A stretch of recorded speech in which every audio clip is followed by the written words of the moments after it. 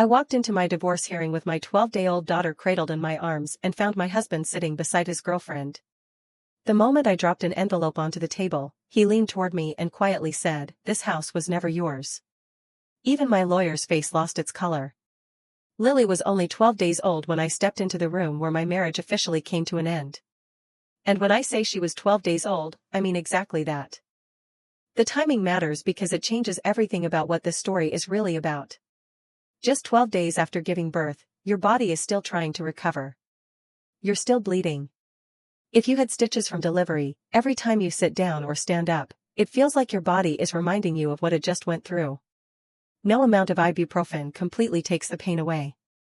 At the same time, your body is trying to heal itself, produce milk, rebalance hormones that were stretched to their limits during 9 months of pregnancy, and somehow keep functioning on maybe 4 hours of sleep each night. Every system inside you is working overtime. By any reasonable medical standard, I should have been home resting instead of sitting in a courtroom. Lily was wrapped in her soft cream-colored hospital blanket, the one with the tiny yellow ruffles. I had washed it 3 days before she was born because I had read somewhere that newborns could be sensitive to leftover laundry detergent.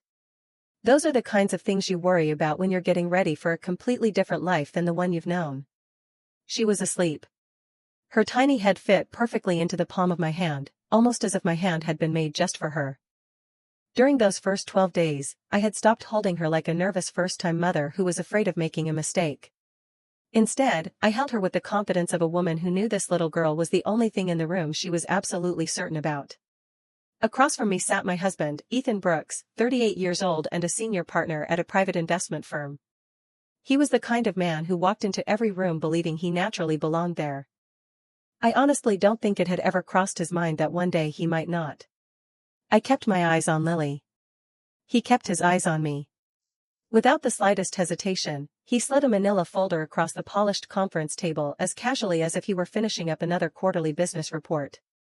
"Just sign the papers, Emily," he said. "Take the money and leave." Sitting beside him was Claire Bennett, wrapped in a pale blue silk dress. She carried herself with the quiet confidence of someone who had dressed for a victory celebration instead of a negotiation. She barely looked up from her phone. Everything about her suggested she viewed someone else's heartbreak as nothing more than an inconvenient formality that had to be handled before moving on with her day. I reached into my bag, not for a pen. Before I tell you what happened next, let me explain what I had really been doing over the previous 9 months. My name is Emily Carter. I'm 34 years old. For the past 7 years, I worked as a forensic accountant at a mid-sized firm. I spent more than 5 of those years helping support Ethan's career while we planned for the day Lily would finally arrive. By both training and personality, I'm extremely detail-oriented. I notice patterns the same way other people notice the weather. It isn't something I try to do. It's simply how my mind works. The first thing that caught my attention happened in January, when I was 11 weeks pregnant. A wire transfer for $47,000 had been sent from our joint investment account to a company whose name I had never seen before. Ethan brushed it off as part of a routine restructuring of his firm's investment strategy. He told me there was no reason for me to worry about the details. He said it in that calm, patient voice he had perfected over the years, the kind that made you feel almost silly for asking questions. "It's nothing you need to understand in detail." I nodded like I accepted the explanation. Then I quietly wrote the company's name in a notebook I kept hidden inside the drawer of my nightstand. I told myself it was probably a completely legitimate business transaction. Still, I took a picture of the transfer with my phone. The second thing that didn't seem right happened in March. The next warning came through an email notification. Ethan had forgotten to remove my email address from the property management records, so I automatically received a notice saying that the insurance policy for the Oak Ridge property had been renewed under a commercial insurance rate. Oak Ridge was a 5-bedroom house about 40 minutes outside the city. Ethan had taken me there on our 3rd wedding anniversary. I still remembered standing in the empty living room as sunlight poured through the tall windows. I had looked around and thought, "This is where our children are going to grow up." Now I was staring at an insurance policy that listed the property as commercial real estate instead of our family home. I wrote down the policy number. I kept telling myself there had to be a reasonable explanation. Even so, I quietly requested the county property records. What I found made my stomach drop. 3 months earlier, ownership of Oak Ridge had been transferred to a company called Harvest Ridge Holdings LLC. I had never heard of it. There were no publicly listed owners. No useful information showed up in a standard search. It looked exactly like a shell company. At that moment, I realized something. For 7 years I had barely used the investigative skills I developed as an accountant. I'd buried that part of myself while supporting Ethan's career and building our life together. Now those skills came rushing back. Over the next 6 months, I built my own case piece by piece. At first, I worked during the few quiet hours between Ethan leaving for work in the morning and coming home at night. After Lily was born, I kept going whenever I could. Sometimes I only had a couple of hours between her 2 o'clock feeding and the next one at 5. Little by little, I gathered everything. I organized emails, recovered deleted files using a restoration program Ethan never thought to block me from accessing, and matched bank transactions with property records and business filings from 3 different states. I also recovered text messages from an old cloud backup. Years earlier, Ethan had created a shared cloud account and completely forgotten it still existed. He never realized I could still access the backups. Among those messages were conversations between Ethan and his investment broker. They talked about how they needed to clean everything up before the baby complicated everything. That sentence stayed with me. Asterisk before the baby complicated everything. Asterisk. I read those words at 4 o'clock one morning while Lily slept peacefully against my shoulder. Something inside me became incredibly quiet. And incredibly cold. The following morning, I called Michael Sullivan. Michael had been practicing family law and asset recovery for 27 years. He was a partner at a firm that specialized in high-net-worth divorce litigation. My former coworker, Megan Collins, had recommended him, telling me he was the kind of attorney other divorce lawyers hated seeing on the other side of the courtroom. He answered on the second ring. I spent 12 straight minutes explaining everything I had found. He never interrupted me once. When I finished, he asked a single question. How much of this have you documented? All of it, I answered. There was a brief silence. Can you come in Thursday? He finally asked. I have a 12-day-old baby, I said. Bring her, he replied without hesitation. I've got a couch in my office. My first meeting with Michael Sullivan lasted 4 hours. I spread everything across his conference table, printed property transfer records, financial notes, emails, corporate filings, and the LLC registration documents that I had verified through 2 separate business databases. Meanwhile, Lily slept peacefully in her portable bassinet beside the office couch. Michael examined every document one at a time with the patience and precision of someone building a foundation. He understood that if the base wasn't solid enough, everything built on top of it would eventually collapse. His associate, Olivia Turner, joined us for the meeting. She had spent 6 years handling financial litigation, and it was obvious she had chosen that specialty because she genuinely loved untangling complicated financial cases. She had the kind of focused energy that came from someone who enjoyed solving difficult problems. I sat beside them with a legal notepad in front of me. Within the first hour, I had already filled 3 pages with notes. Michael picked up the paperwork for Harvest Ridge Holdings LLC. Texas registration, he said. Single-member LLC. Registered through a law firm in Austin. He looked up at me. You found this through the property records? It started with the insurance notification, I explained. That led me to the property transfer. The transfer led me to the LLC. The LLC led me to 4 more companies registered at the same address in Austin. 2 of those companies also appeared as recipients in the bank transfer records. Olivia stopped writing and looked directly at me. You figured all of that out while you were pregnant? I smiled just a little. Pregnancy came with a lot of sleepless nights. I decided to make some of them productive. Michael set the LLC documents aside and picked up the printed text messages. He quietly read one sentence aloud. Asterisk clean everything up before the baby complicates everything. Asterisk. Then he lowered the papers and looked at me over the top of his reading glasses. Emily, this has the potential to become a major hidden assets case.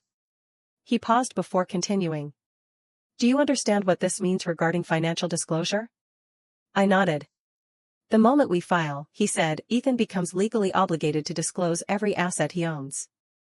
And if we can prove he already moved assets before filing, knowing exactly what he was doing, that changes everything. I know, I said. Michael leaned back in his chair. He's going to come after your credibility. He'll argue that you're emotionally unstable because you just had a baby. He'll claim you're exhausted, overwhelmed, and interpreting financial records incorrectly. He may even argue that the documents were obtained improperly. I know, I repeated. You'll have to be patient. My eyes drifted toward the couch where Lily was sleeping peacefully in her little bassinet, wrapped in her cream-colored blanket with the yellow ruffles. I've already waited 9 months, I said quietly. I can wait a little longer. Michael studied me for a long moment, almost as if he were trying to measure exactly how determined I was. Finally, he closed the folder. All right, he said. Let's talk strategy. To explain our strategy, I need to go back to the morning Ethan handed me the divorce papers. That's where this story really begins. Lily was only 4 days old. I had just come home from the hospital. I was discharged a little earlier than I would have liked because of the way our insurance coverage worked and because Ethan insisted that getting home sooner made more sense with his work schedule. At the time, it sounded like practical planning. Looking back now, I recognize how cold and convenient it really was. I spent most of my day in a chair beside the living room window. Every 2 or 3 hours, I fed Lily. My entire sense of time had already changed. I no longer thought in terms of hours or days. Life was measured from one feeding to the next, one diaper change to the next, one short stretch of sleep to another. Each small routine felt like its own separate world. At exactly 7:15 that morning, Ethan came downstairs dressed for work. Without saying much, he placed a large envelope on the coffee table. My lawyer will contact you to schedule a meeting, he said. Then he walked out the door and left for work. Our daughter was only 4 days old. Outside of the hospital, he had never held her even once. Even while we were still in the maternity ward, he had barely spent any time with her. He was physically present for the delivery, but after holding Lily for maybe 45 seconds, he handed her back to the nurse and stepped into the hallway to answer a phone call. I watched the whole thing from my hospital bed. I remembered every second. After he left the house that morning, I opened the envelope. With Lily resting in one arm, I balanced the paperwork against the folder in my other hand and began reading. Ethan had officially filed for a no-fault divorce. The proposed settlement was already prepared.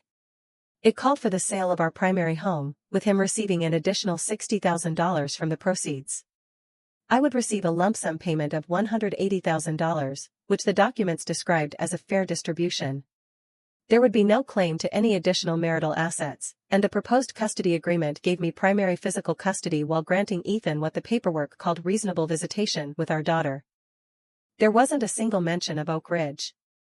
Not one word. 40 pages of legal paperwork, yet the 5-bedroom house Ethan had once promised would be where our children grew up simply didn't exist on paper. I immediately emailed Michael Sullivan. Asterisk, the settlement completely leaves out Oak Ridge. Asterisk. 4 minutes later, he replied. Asterisk, meet me in 8 days. Asterisk. Then he added one more sentence. Asterisk, we're ready. Asterisk. Asterisk, how are you holding up? Asterisk, he asked. I looked down at Lily sleeping in my arms before answering. Asterisk, we're doing fine. Asterisk. For the next 8 days, I focused on only 2 things. First, I gave my daughter every ounce of attention that a 12-day-old baby deserves. Second, I waited. Not nervously. Not anxiously. I waited with the kind of patience that comes when you've already done all the work. When every document has been gathered, every detail has been checked, and all that's left is the right moment to use it. That moment finally arrived. The conference room was on the 14th floor of an office building downtown. Everything about the room projected importance. Dark wood covered the walls, floor-to-ceiling windows overlooked the city, and the expensive soundproofing created the kind of silence that only high-end corporate offices seem to have. Ethan's legal team occupied one side of the table. His lead attorney, Richard Lawson, sat in the center. He had spent more than 20 years handling high-asset divorce cases and carried himself with the quiet confidence that comes from decades of courtroom victories. 2 associates sat beside him, neither of whom I recognized. Their entire side of the room looked like they expected us to surrender before the meeting even began. Ethan sat between them. Next to him was Claire, once again wearing her pale blue silk dress. I hadn't expected her to be there. Normally, someone with no legal role in the case wouldn't attend a settlement meeting like this. The fact that Richard Lawson allowed it told me everything I needed to know. They believed they had already won. Claire wasn't there because she needed to be. She was there because Ethan wanted an audience for what he thought would be his victory. That decision was going to cost him. I took my seat across from him with Lily resting against my chest. Michael Sullivan sat on my right. Olivia Turner sat on my left with her laptop open and the case file we had reviewed together at 11 o'clock the night before. Ethan looked directly at me. His expression was painfully familiar. It was the same calm, controlled look he always wore whenever he believed he had complete control over a situation. It wasn't warmth. It wasn't confidence earned through honesty. It was simply the absence of doubt. Without saying another word, he slid the settlement agreement across the table. "Just sign the papers, Emily," he said. "Take the money and move on." Instead of reaching for a pen, I reached into my bag. I pulled out my own envelope. Then I placed it directly on top of his settlement agreement. "Before I sign anything," I said calmly, "I think someone needs to explain what's inside this envelope." I watched the color drain from Richard Lawson's face as he opened it. He looked like a man reading something he had never expected to see. Richard Lawson slowly lowered the documents back onto the table and turned toward Ethan. He didn't have to say a word. The look on his face made it obvious he had never seen these documents before. In that moment, I could almost watch him reevaluate the entire case in real time. "Where did you get these?" Ethan asked. His voice dropped into that quiet tone he always used when he wanted a threat to sound calm instead of loud. "From the county records office," I answered. "And from the notary on Clement Street. The same notary your representatives visited on April 14 to transfer Oak Ridge into Harvest Ridge Holdings LLC." I let the words hang in the air for a second. "Funny how none of that appears anywhere in your proposed settlement." Claire suddenly turned toward Ethan. "What is Oak Ridge?" she asked. I answered before he could. "It's the 5-bedroom house where Ethan promised we'd raise our first child." I kept my eyes on him. "It's also the house he was trying to sell while I was lying in a hospital bed recovering from an emergency C-section." The room fell completely silent. Lily made a small movement against my chest, searching for comfort. Without taking my eyes off Ethan, I gently adjusted her blanket. He stood up. The polished image disappeared. The composed senior partner, the confident businessman, all of it vanished in an instant. Underneath was a man who looked far less in control than he wanted everyone to believe. "You have no idea what you're doing," he said. "You have no idea who you're dealing with." "I know exactly who I'm dealing with," I replied. My voice never wavered. I could feel Lily's warm head resting against my collarbone, grounding me like the only steady thing in the room.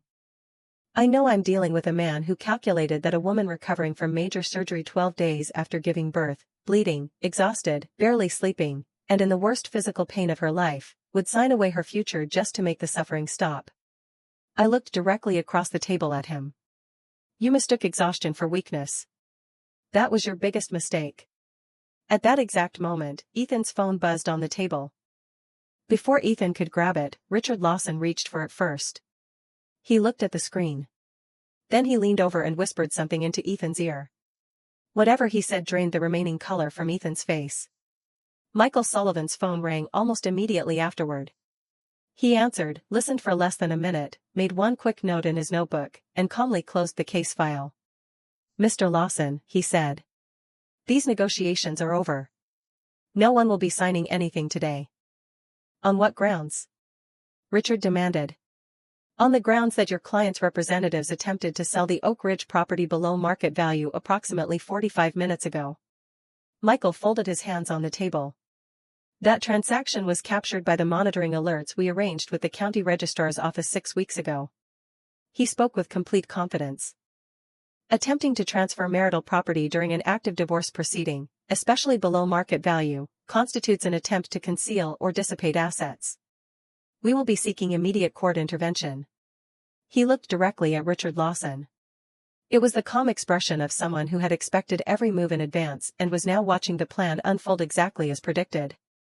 Your client tried to sell a house while sitting across the table from the person who legally shares ownership of it. Ethan stared at me.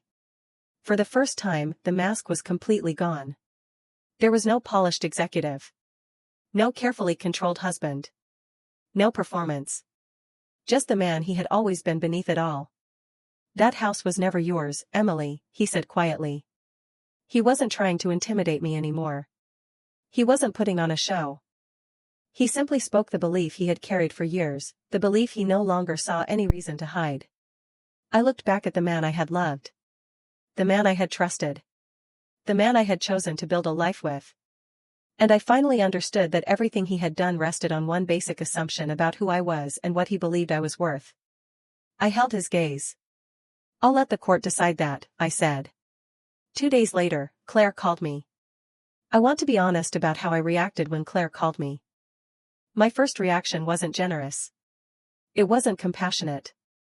Every time I thought of her, I pictured that pale blue silk dress and the calm confidence of a woman who had shown up expecting to watch someone else's defeat. Still, I answered the call. Michael had told me to document every interaction, no matter who it involved. And after spending 9 months building my case, I had learned that valuable information often comes from the people you least expect. She asked if we could meet. I suggested a small cafe near my apartment, one that always smelled like fresh coffee. The staff there had clearly witnessed every kind of human drama imaginable, and they had mastered the art of serving coffee without judging anyone's story. When I arrived, she was already there. She looked nothing like the woman from the settlement meeting. The silk dress was gone. Dark circles sat beneath her eyes. Her hair was pulled back without the careful styling I remembered, and she wrapped both hands around a coffee mug that looked like it had been sitting in front of her for a long time. She looked like someone who had spent weeks wrestling with a decision she still wasn't sure she could follow through with. Her eyes drifted to Lily, who was sleeping peacefully in the carrier against my chest.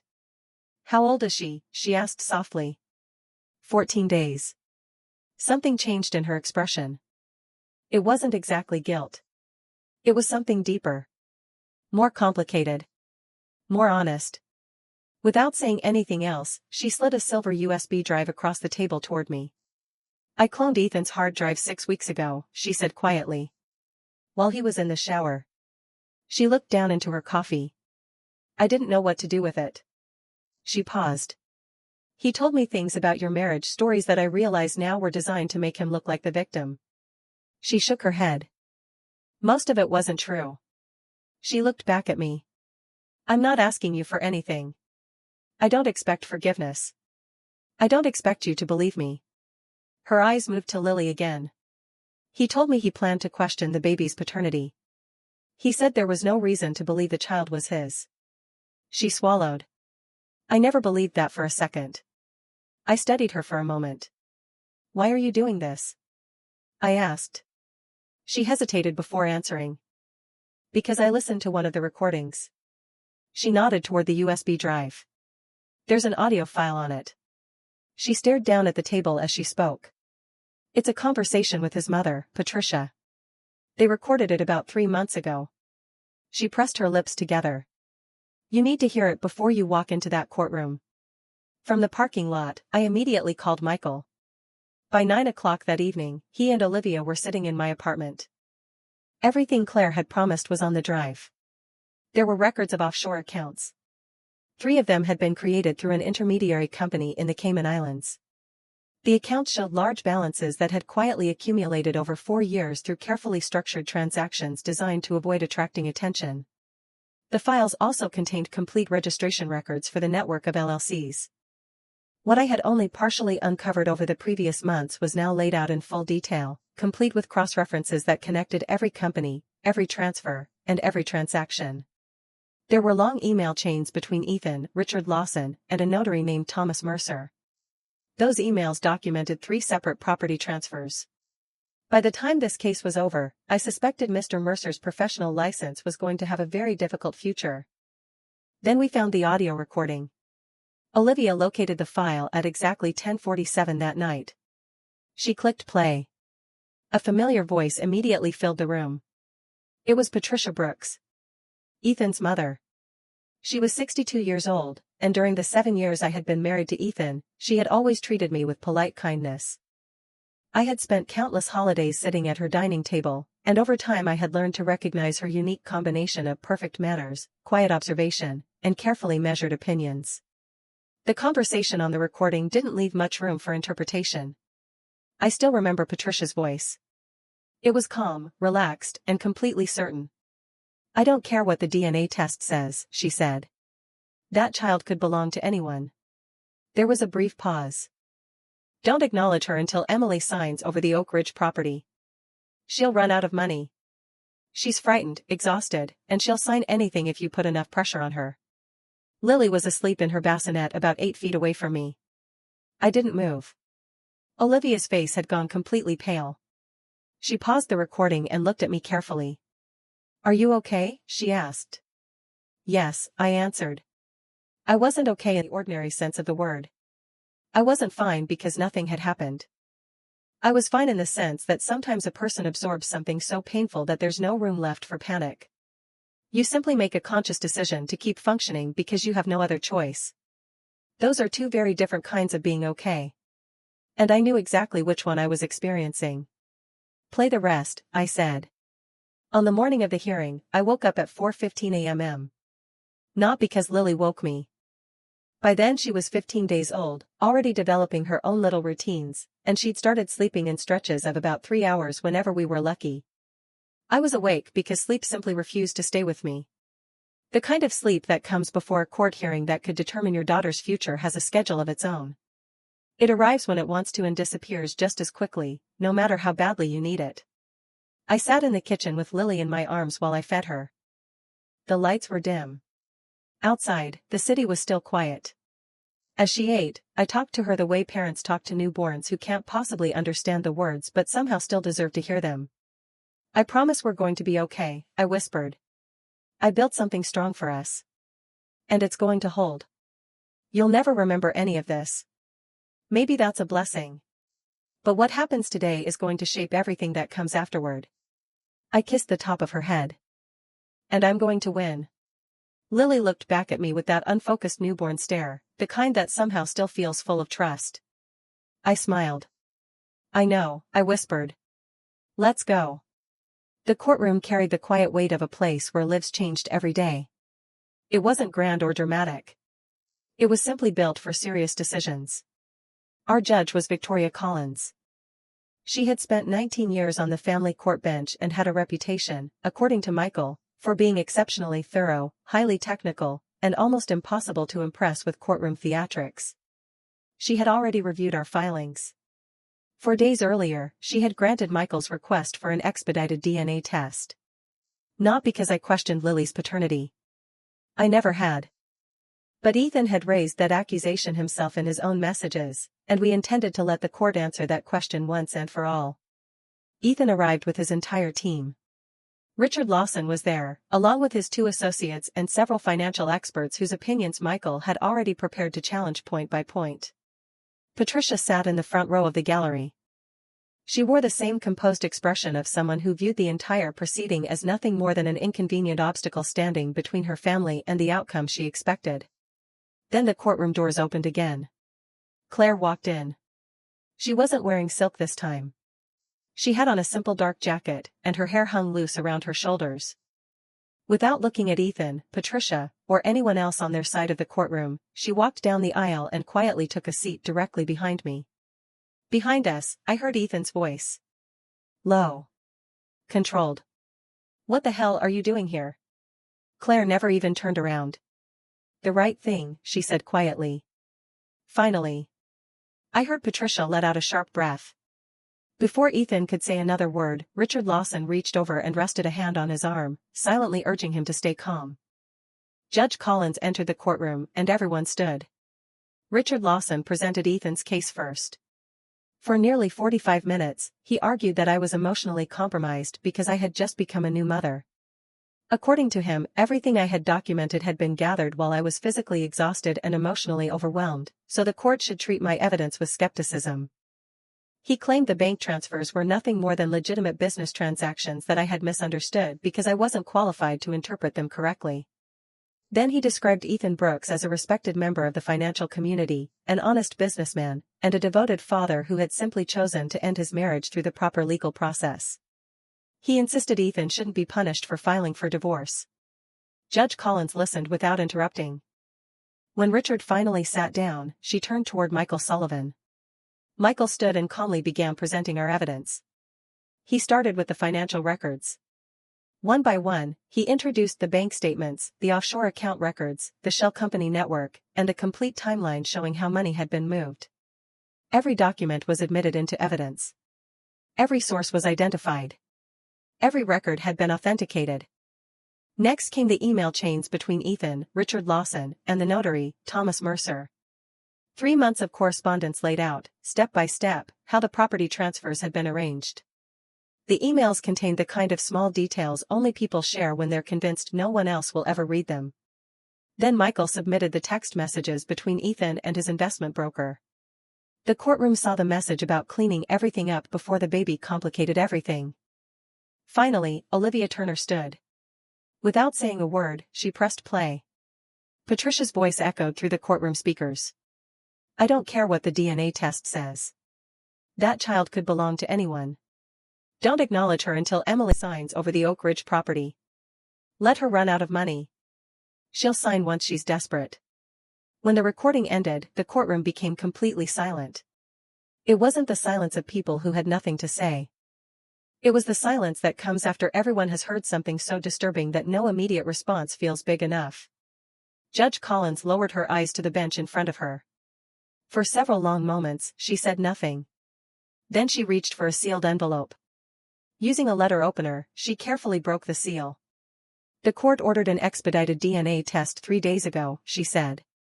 The results have now been received. She unfolded the report.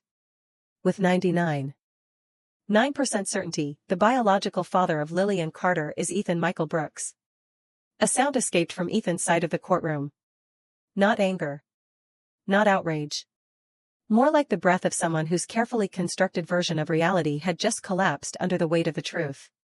He covered his face with both hands. He had questioned the paternity of his own daughter as part of a legal strategy. 12 days after she was born, he had sat across the table from me, looked directly at her, and asked me to sign away my future. He had used his own child as a bargaining chip. In the end, it destroyed him instead. Judge Collins placed the DNA report on the bench. Based on the evidence presented, she said, this court finds probable evidence of concealed assets, fraudulent property transfers, and coordinated financial misconduct. Her voice carried the calm certainty of someone who had spent nearly 2 decades in family court. She wasn't dramatic. She wasn't emotional.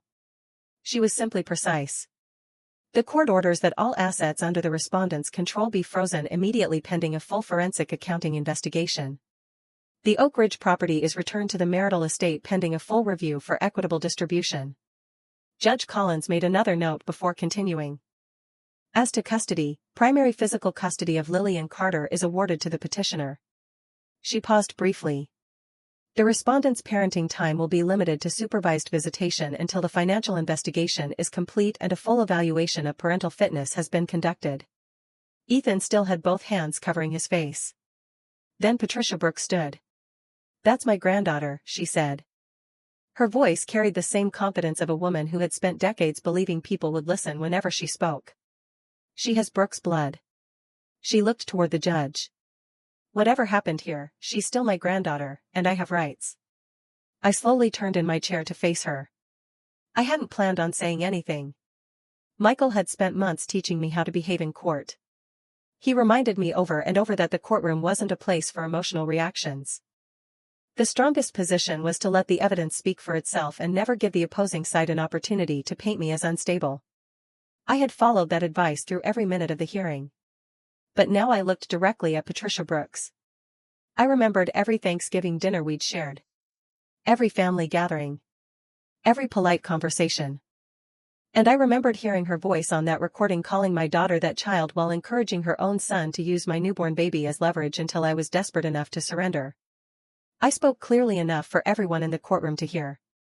3 weeks ago, she was that child. I held Patricia's eyes. And you were perfectly willing to deny she was your granddaughter. I took a slow breath. You don't get to claim her now just because the truth became public. The courtroom fell silent again. Something in Patricia's expression changed. For the first time since I'd known her, she had no answer. Judge Collins didn't interrupt. She simply watched for a moment with the calm expression of someone who understood the hearing had already reached its natural conclusion. Then she looked down at her notes. This hearing is adjourned. That was it. Nothing more needed to be said. Today, Lily is 11 months old. She's learning to pull herself up by holding on to the edge of our coffee table, and every time she manages it, she looks at me with that proud little smile babies have when they know they've accomplished something wonderful and are waiting for you to celebrate with them. I always do. She doesn't know any of this story. One day, when she's old enough, I'll tell her. Not all at once. Not with anger. Just the truth, shared at the right time and in the right way. She'll know she was only 12 days old when I carried her into a room where someone had already decided her existence was an inconvenience that needed to be managed. She'll know I held her close while I placed my evidence on that conference table. She'll know that the home they tried to hide from us was still there because I refused to sign papers that weren't truthful. Ethan slid those divorce papers across the table believing he had already won. He looked at a woman who was bleeding, exhausted, barely sleeping, and still recovering from childbirth, and he convinced himself that pain would make her surrender. He believed exhaustion was the same thing as weakness. He was wrong. He forgot that I had spent 9 months quietly building my case. He forgot that being tired doesn't mean being defeated. And he forgot something else. Some women don't break when you try to corner them. They become quieter. They become more focused. Then they do exactly what needs to be done. He leaned across the table and whispered that the house would never be mine, believing those words would be the end of the story. What he didn't realize was that I had walked into that room fully prepared to burn his entire plan to the ground. In the end, I didn't have to. The truth did it for me.